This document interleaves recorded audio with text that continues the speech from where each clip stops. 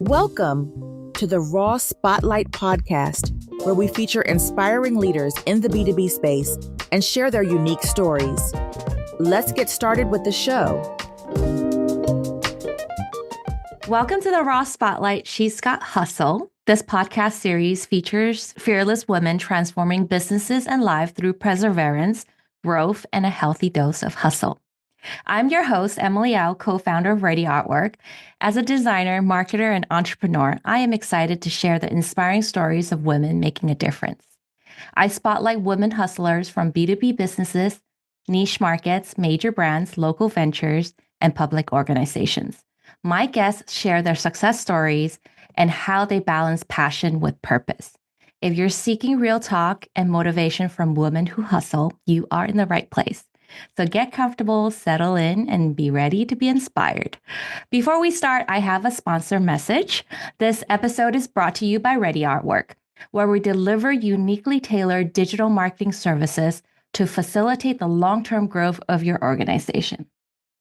At Ready Artwork, we combine data-driven insights with innovative design to help your organization succeed in the digital age. Our team of experts specializes in web development, SEO, and digital outreach. We're here to help you amplify your traditional marketing and innovative in unexpected ways. To learn more, visit readyoutwork.com. Let Ready Outwork discover your organization's full potential. Now, today, I am honored to welcome Trisha Murakawa, the Principal and Chief Problem Solver at Murakawa Communications. With more than 25 years of experience in strategic communications, public affairs, and project management, Trisha has worked closely with architectures, engineering, and construction professionals to help shape and improve the spaces where we live and work.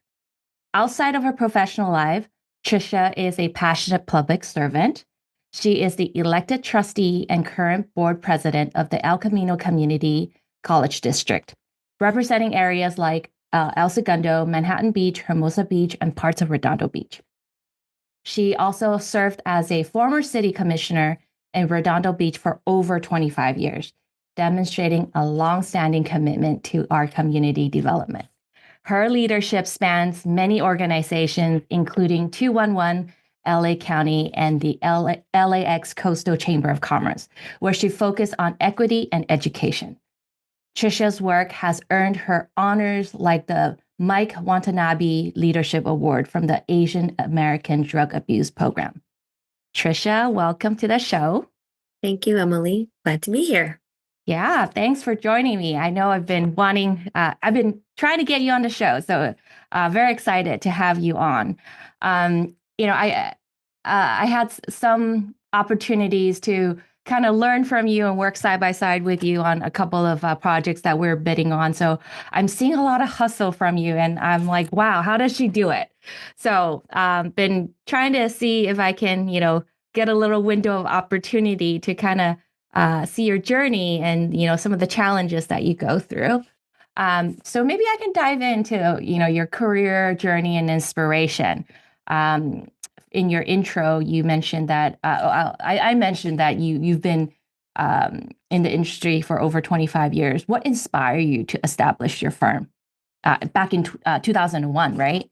Mm-hmm. It was actually my second business. So my first business I had for 7 years, and I had a couple of partners, and we were really busy all the time. And it was when I was much younger in my career.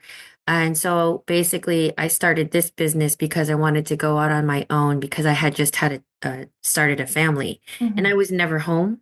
And so I initially left my other business so that I could have a home-based business. We do professional services so that I could be with my daughter.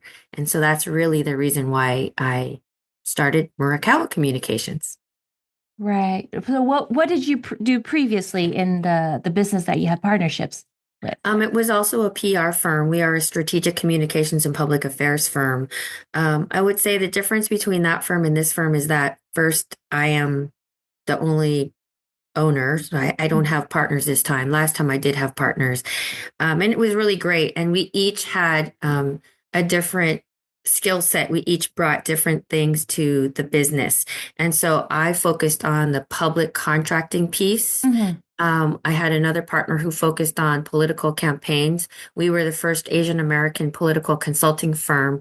And then I had another partner who focused on sort of ethnic marketing Mhm. in in the private industry. And Mhm. so after I started my family, and it was really hard, one day I came home and my daughter um, didn't want to see me because she was so mad because I was not home and I was with my best friend. She was at my house. She came in with me, and my daughter greeted my friend Oh and no. she ignored me. And so that was when I decided I can't do it anymore. I could have a bit balanced life. And so that's when I asked my partners to let me leave and branch out on my own. Wow, that's a very inspiring story. But love it though, how it started and kickstarted Murakawa Communications. But why PR? Why did you choose PR, or did it choose you? Um, I guess it kind of chose me. My very first job out of college was working for State Senator Diane Watson. She was the first African American woman elected to the LA Board of Education. And when I worked for her, when I had the honor of working for her, she was chair of the Health and Human Services Committee in the California State Senate. She was the second most powerful person in the Senate. The first person was the president pro tem, David Roberti, but she was basically his right hand Mhm. person. And I learned so much from her. And I basically got that job because I was involved in community service when I was in college. Somebody said, "Oh, hey, she's looking for a staff person in her district office. Why don't you apply?" I got my very first job out of college from a relationship and from a referral. Wow. That was cool. So within public affairs, over the last two decades, right? Were there any like significant changes that you've observed in the industry? Um, especially in the public works space. hmm I wouldn't say any changes per se. I'd say that the industry perhaps maybe evolved a bit, sort of Mhm. to include the work that you do at Raw Artwork. We didn't used to do it like that back in the old days. Everything was very what's the word?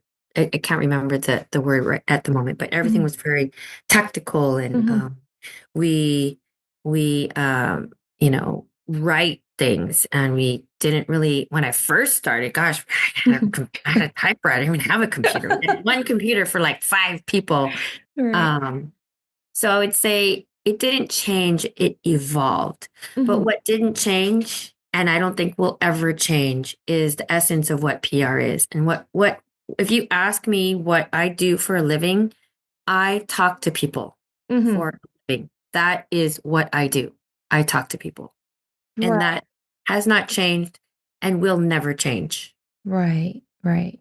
No, it's funny. I was just talking with Victor. Victor, my business partner. He has kids, and they're 9 and 10. And I was asking them, "Hey, do you guys know how to type on a keyboard?" And they're like, "Yeah." I was like, "Oh, so you went to a typing class already?" They're like, "No, we just know." hmm Well, back then, I had to go through a typing class for a whole semester, and then you now know how to type. But yeah, that is correct. What you mentioned, there are some tactics back in, even when I started, there are tactics back then that you kind of just have to do for the motion, but. It's kind of like you are the chief problem solver at your firm, right? And that's not going to change. hmm Uh, Yeah, that's what we do. Solve right, problems. right, exactly. So, as the chief problem solver, what are some of the most challenging projects that you've tackled, and how do you approach these challenges? Oh gosh, most challenging. That's a really hard question in terms of what is the most challenging projects because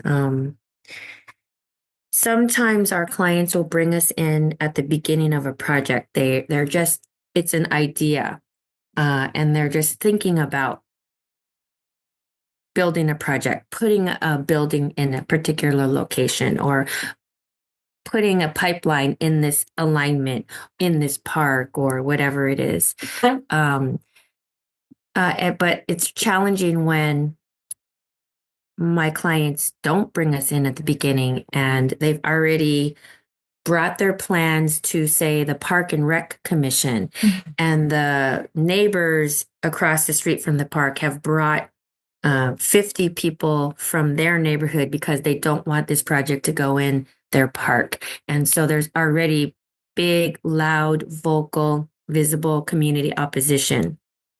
And it's particularly challenging when some of the city council members are up for re-election when this project is going through.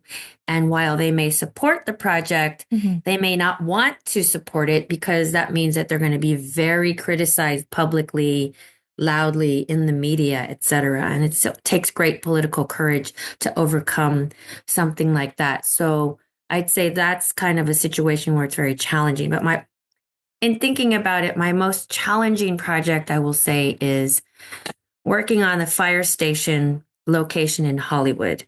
It took 10 years to find a location for a fire station in Hollywood because nobody was happy with where the city wanted to put it. And so I started before I had my son. And by the time that station was built, my son was like 10 years old. Wow. That was my most challenging project. Wow. So you're involved with finding basically a location for a fire station for that city then? I'm not involved in finding the locations, but I'm involved in basically helping the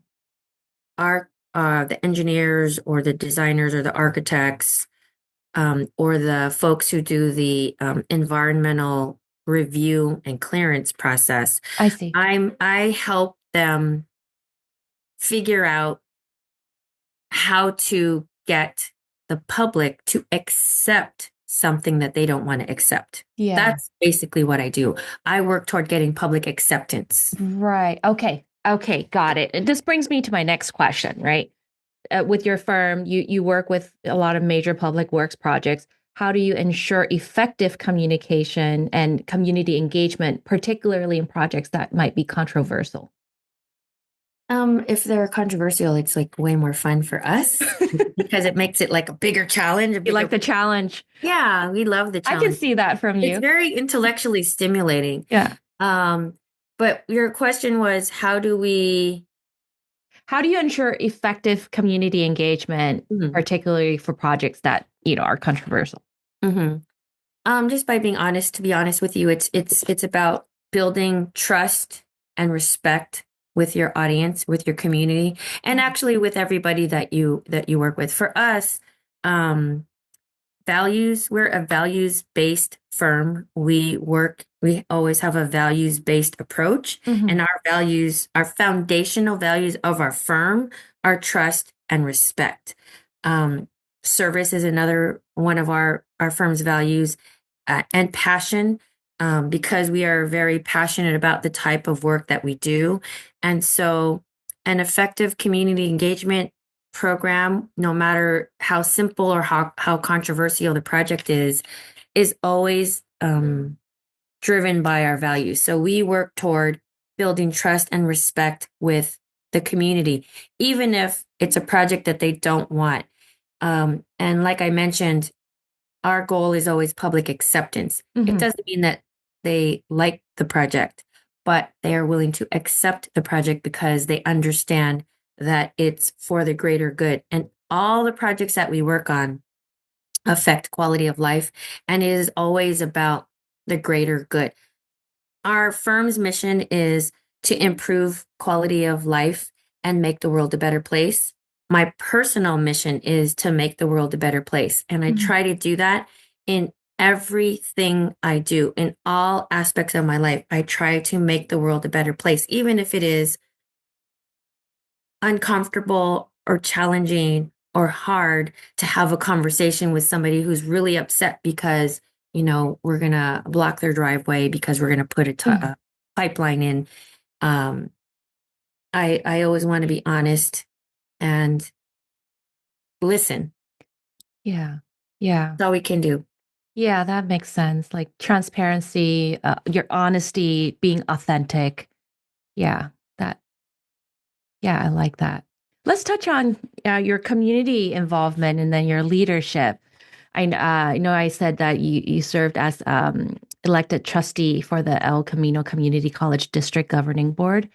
Um, what motivated you to take on this type of role, and how do you balance all of this, running your own firm, your family, and then this professional responsibilities? hmm Um, I've been asked to run for office many times because, I'm involved in different parts of the community, on various commissions in my city. I was in a state commission and then through some nonprofits. So service is like part of who I am.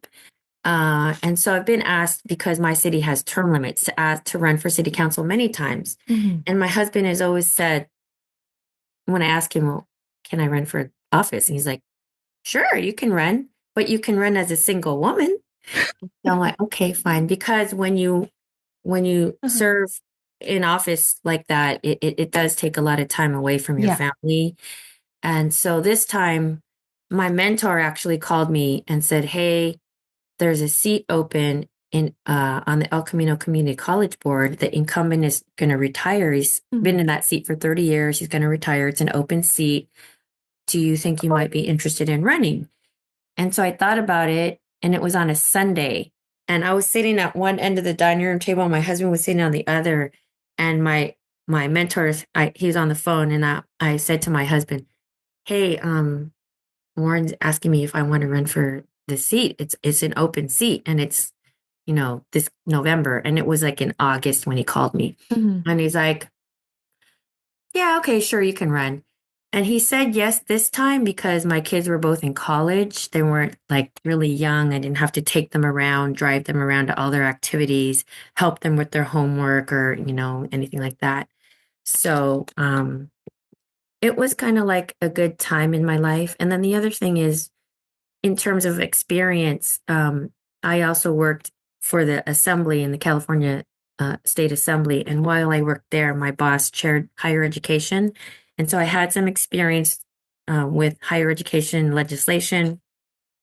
And then earlier in my career, I also did government relations for UCLA. So I had some experience working in higher education Hmm. and seemed like a good opportunity, a good fit. And so I just said, okay, sure, I'll try it. And so I did. And it turned out that I won. And so I'm happy, Nice. Yeah. very happy. It's a good opportunity for me to truly help work toward student success. Hmm. And I will say that El Camino Community College is a community college. Community college is the people's college. Right. Anybody can go to community college. We're not elitist. We help people who want to take care of their first 2 years of, college education and then transfer to a 4-year university. We work with high school students who want to take dual enrollment classes. It's a really great option. Instead of taking AP classes and killing yourself at the end of the year, taking that AP test, you can go to community college and take classes at community college, have a college experience before you go away to university if that's what you want to do. You can come to community college and have a career opportunity, career education training, and get a career certification. If you want to return to college just for enrichment, take a Spanish class, take a photography class, take an art class, or Mm. whatever, you can do that. We are available to everybody. Yeah. I like how you're really giving back to that community. But you're also involved with organizations like 211 LA County and the LAX Coastal Chamber of Commerce. How do these roles influence your perspective on community needs and engagement? Well, the LAX Coastal Chamber is focused on, helping small businesses like you and I are small business Hmm. owners. And so it's a chamber that provides a lot of professional development opportunities, advocacy to support small businesses, and also like mastermind type Hmm. sessions where, you get to meet with other small business owners. They may be the same industry, they may be different, but it's an opportunity for us to kind of come together, socialize, and solve problems together in our business, and get support. And it's also a really great, fun group. And I love my chamber also because it is values based. We have a really great culture. Everybody is fun, and we're serious as well.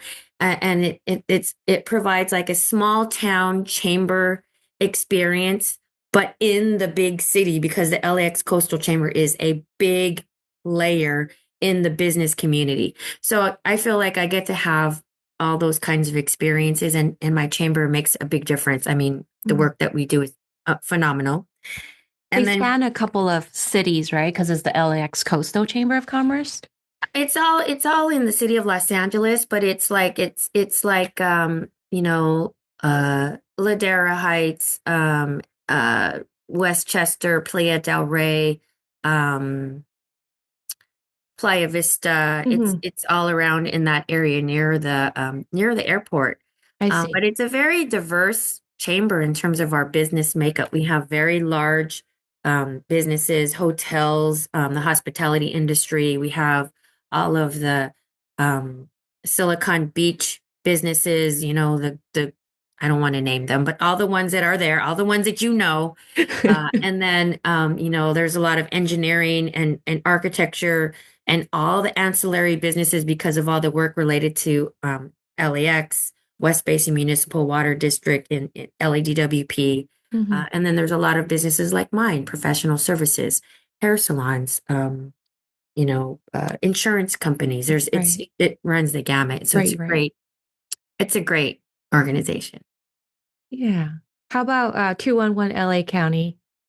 211 is another like really phenomenal organization, and I am so honored to be on the board of that organization. 211 LA is basically an information and referral service. So for anybody in Los Angeles County, if you need help with housing, or you need help with mental health, you need help with public health, you need help with healthcare referrals or information about anything, you can just call 211, just like 411, 911, 611, what you call 211, and you'll get a live answer. And if you don't speak English, that's okay, because we have people who answer the phone and can communicate to you in your own language. You can also go on 211la.org if you don't want to talk to people and you want to just look up. You can email us. But basically, 211, I'm so proud of our staff. Can I just say that on January 7th, with both the Palisades fire and the Eaton fire, our 211 staff jumped into action and helped. I don't even know, I forgot the numbers already. Like, we were getting daily reports. We were like placing like 60,000 people in housing, temporary housing a day, who lost their homes in both fires, and including probably 30,000 animals, pet. Wow. Every single day we would get an update about how many calls we got, how many families we temporarily housed, how many, whatever, what assistance we provide. And that's only for the fires. On a regular basis, we help people get healthcare, get mental health services, get temporary shelter, get whatever they need. We do case management. I mean, it's an amazing, amazing organization. And I really think that our staff deserve an award and recognition for, I don't even know, the hundreds of thousands of people that they help like every year. And I'm so indebted and honored to be part of it and to like watch them work. That sounds amazing. I got to look them up after this. Please. Sounds amazing. Please, because they're like, our staff are like, they're so amazing. Yeah. But I mean, on a different level, I don't know how you balance all of this. I don't know how you do it. It's very inspiring, Trisha. Thank you. I don't watch TV, but I do watch sports. That's basically what I think what I do. I try to, and it's because, like I said, like, and I don't mean to say this, I don't say this to like make myself, oh, I'm so self-important and I'm all, I don't say this because I don't I'm not self-important, but truly my mission, my personal mission is to make the world a better place.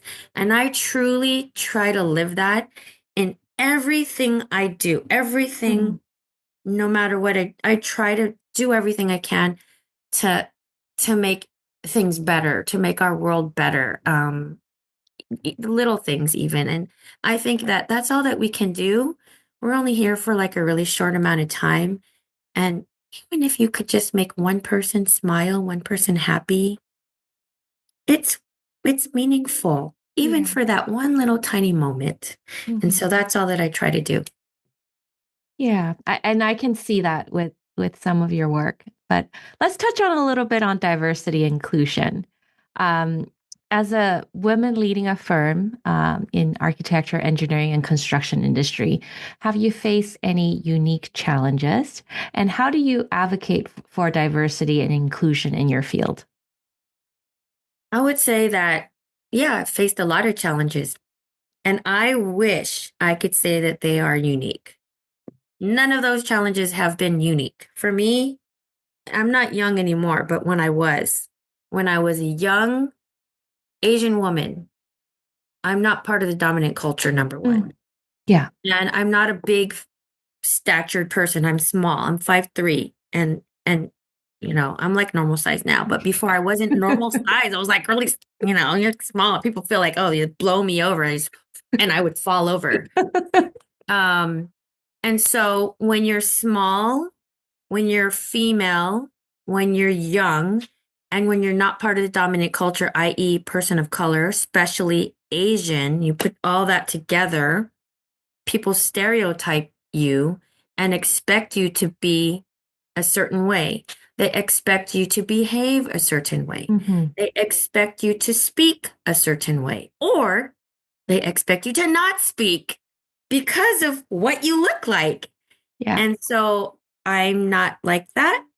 And so the challenges for me were always like dealing with people who are surprised to experience me, and surprised to experience, like, I guess I'll just say like my personal power. I have convictions, and it's because I believe in my own personal mission. I'm like on a mission to like try to make things better. And so when you're on a mission, that means you're like driven, and you're ready to go. You're like always.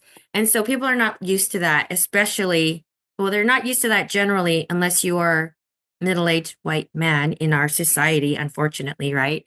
And then if you're a young, small, female, Asian, and they think you like still are in high school or college, and you're not, you're like in your 30s, they don't expect it. And so I would say that's a challenge. And I would also say that that is not a unique experience, especially for women of color. Yeah. But I mean, at the time, you're packed with a lot of energy, a lot of passion. You have your own, view on things. Well, what would be your general like experience like? Or was it positive for them? Was it negative? And how do you navigate around that? I think that I definitely surprised people, and they would comment about it like, whoa, they would like do that. Like, well, you're definitely not what I expected. And I don't really know how to respond to that when people say that. Like, you're not how I expected. And well, okay, well then does that mean that you stereotyped me and you expected me to be a certain way? I don't know. Is that racist? Is that sexist? Is that ageist? I don't know, So I never knew. I don't know. I still don't know how to respond. All I can do is continue doing what I'm trying to do for all my projects, all my clients, and everything that I try to provide my best advice and counsel to my clients so that they understand, to the extent that I can think of everything, what the implications are of all their decisions or all the options for decisions so that they can make the best strategic decision. And I believe that it's not fair to my clients if I am not giving them my honest advice. Mm-hmm. And so even if it's something that they may not want to hear, I will still give it to them because I feel that I'm not providing good value and it's a disservice if I just only tell them what they probably want to hear. I always want to tell them, you know, everything because it's about being honest so that they can make a decision with their eyes wide open. And that's kind of my general approach to like everything I do. For some people, you can kind of tell like if they're not going to be um, used to somebody like me, right? So I try to give them a disclaimer and set the context so that they're prepared that I'm not going to be a yes man. And I tell them, you know, I might tell you something that, you know, you may not want to hear. But I feel that it's my obligation to and my responsibility to be honest with you. So I just want to share with you, you know, whatever. And so I also call uncomfortable conversations courageous conversations because I think it takes courage to hear things that you don't really want to hear. Yeah, that's true. But I mean, I like that about you from what I've known about you so far, that candid, you know, transparent and authentic comments. It makes you, you know, very trustworthy, where I know that that's really coming from the heart of how you feel. Right. Yeah. Thank you. Because, you know, I don't want to work with people with whom I don't share values. If I don't share values with you, I won't work with you because I know we will have a conflict and it will not work out. Mm-hmm. Yeah. Makes sense. So as for your firm, as a certified women, minority, and disadvantaged business enterprise, how has this certification impact your business opportunities and growth? It has absolutely helped me. If anybody is eligible for any of the certifications, I really encourage you to go out and do it. I know a lot of people don't want to do it because it's a lot of work, but it is worth the effort. It is worth the work. It is worth it because it just helps you give you like a leg up and it allows you to be able to compete with the big multinational corporations sometimes when there's the opportunity. Um, it shows that you're willing to duke it out with the big boys. Why not? And you're not a boy and you're not big. Yeah, absolutely. I agree with that 100%. Yeah, there's a lot of paperwork, there's a lot of hoops to go through, but yeah, absolutely. I agree with you 100%. Maybe touching on a little bit of advice and maybe insights for our listeners for women who inspiring to enter the field of strategic communications and public affairs. What advice would you offer based on your extensive experience? I would say for women who want to do basically enter this field for PR, basically, Mhm. or any field. It doesn't matter what the field is. I would say you just got to do it. And I would encourage you to set your insecurities aside.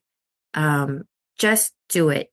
I would say you have to eat your fear. Mhm. One, because we have to do that, and I have to do that like every day. You got to be a risk taker if you're gonna be have your own business. Yeah. But especially for women, because we're not the dominant culture.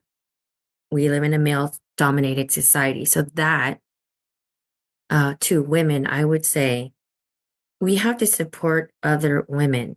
We can't do the crab thing where all the crabs are in the pot and the ones on the bottom are trying to get to the top by pulling the other ones down. Women cannot do that to other women. And it doesn't matter if you're in the same exact field as another woman business owner.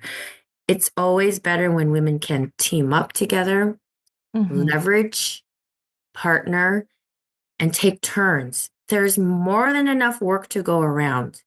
And it doesn't make any sense for women to like badmouth each other, hurt each other. Um, it does not do any good.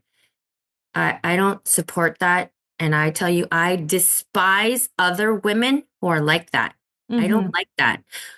We have to support each other. There's so few of us, for one, and we just have to help each other out. There's more than enough work to go around. Don't just get over yourself. Absolutely. There's And more than enough business out there. there is. And it's even better when you team up together and you can share in the glory and share in the heartache, Um, it's lonely if you're the other type of woman Mm-hmm. who wants to be the first and only and the one and only. And if you're like that kind of woman, it's very lonely. I would much rather be around other people who want to be successful and have fun and make a difference. But that's just how I am. Yeah. No, thanks for that. Looking ahead, what are your goals for your firm and your continued community involvement? I just want to continue doing the good work for my business. We only work in the public space. And like I said, our mission is to improve quality of life and make the world a better place. So however we can continue to do that, because we work in water, transportation, construction, community planning, and solid waste. Mhm. And in water, we work in all 4 types of water: potable water, recycled water, wastewater, and stormwater. So it's like very expansive, and there's always work that needs to be done because if we don't take care of our infrastructure, you can't, get to wherever you need to go through transportation, whether you're taking your car, your bicycle, you're walking, the bus, the train, whatever. If we don't continue to like maintain that, improve that, fix it, make it better, make it easier. Same with water. We take for granted you like turn on the water to wash your hands, but no understanding of how that water travels and from where it travels and that it's clean, fresh water. Mhm. People don't understand that. And so for me, for my business, I want to continue working on like these really great projects. I only work in public works, and there was an article in the LA Times probably 15 years ago, and it was about a book. Mhm. And I think the book was called The Invisibles. Mhm. And the whole premise of the book was about the people who do the invisible work that makes our world. And basically, that's the work that I do. I work with the engineers, the architects, and the contractors who do the building, who do the repairing, who do the slurry seal on the streets, Mhm. who do the design of the building, who figure out where the plumbing line's going to go, where the electric wires are going to go, or who put the framing up for that, or weld the steel pipeline under the ocean when we're bringing, something in from the ocean or whatever it is. People don't see the people who do that work. Yeah. They are invisible. Yeah. And I'm part of the invisible force. And I'm proud to be part of the invisible force. People don't even think about Right. any of this stuff. They just go to the park and play and don't think about the grass and how it got there. Right. Right. It just magically got there. But Right. there's a whole team of talent behind those curtains. And Right. And they're all the invisible people. Yeah. And so I am so honored to be part of this industry. I'm proud to be an invisible. Yeah. Okay. I have one final question for you, Trisha. What is your favorite tool or software that you find essential to your day-to-day work?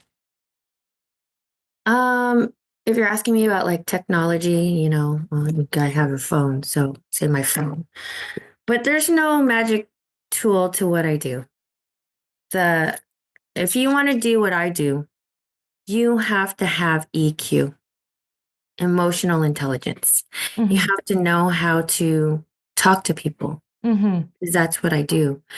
And that's my tool is communication, listening to people's stories and trying to figure out how can we solve the problem to get them to accept whatever the project is. It's really just, that's my tool, communication. And the most important piece of communication is listening. Yeah, agree. Thank you. Well, Trisha, thank you for sharing your insights and your experience with us today. Your dedication to strategic communication, public service, and community engagement is truly amazing. and inspiring. For our listeners who want to learn more about you, where should they go? They should go to www.Murakawa Communications. You can say it and spell it in Japanese, Murakawa, or in Spanish, it's the same, Murakawa. But www.murakawacommunications.com. And if you really want to look me up, just Google me because I'm all over the place because of all the projects that I've worked on and all the people who've called me to complain about that 5 o'clock in the morning diesel truck that's idling that's not supposed to start till 7. Okay, well, to our audience, thank you for tuning in to the Raw Spotlight She's Got Hustle. If you enjoyed this episode, please subscribe and leave us a review. Stay tuned for more episodes of Fearless Women Transforming Business and Life through Perseverance, Growth, and a Healthy Dose of Hustle. Until next time, and thank you, and stay inspired. Thanks for listening to the Raw Spotlight podcast. We'll see you again next time, and be sure to click subscribe to get future episodes.